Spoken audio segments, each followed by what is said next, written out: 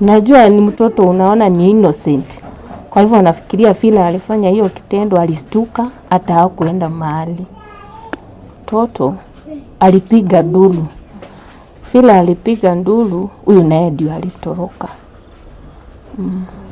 Nugia kuga uhoro wa ciana icio kuhitania torona akiuma mucii hatiri undu twahitanitie kana makahitania na sister yake. Nikiroka kurorera mwari wa nyina Mwana tondu thaa ici gutire na daycare koguo ni maraikarite nake ta mweri umwe no ni arakoretwo acoka mucii hindi iyo ni gukokire. 16 years wa form 1. Ndahurirwo thimu ngirwo mwana wa muiritu ucio ni athecangwo na ni akorwo akuite uriri na akahumbirwo koguo ndi na ciugo ingihota kwaria na riu chungu cio wothe ri mwanake ni munyite na riu wi borithi. Ucio athecangire mwana ni Mamawe ni tondu ni mwari wa nyina na nyina wa mwana. Muru wa nyina na nyina wa mwana.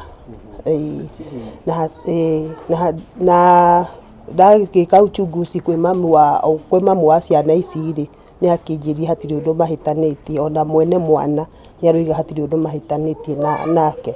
It's reported by one Lucy Wanjiku, a KIKUYU female adult, that at around that time she left her 2-year-old baby with her brother, namely Benson Kimani.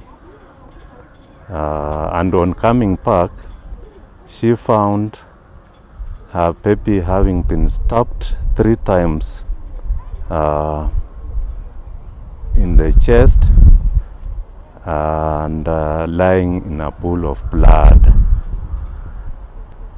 On inquiry, she found out that it is the brother who had stabbed the baby and ran away.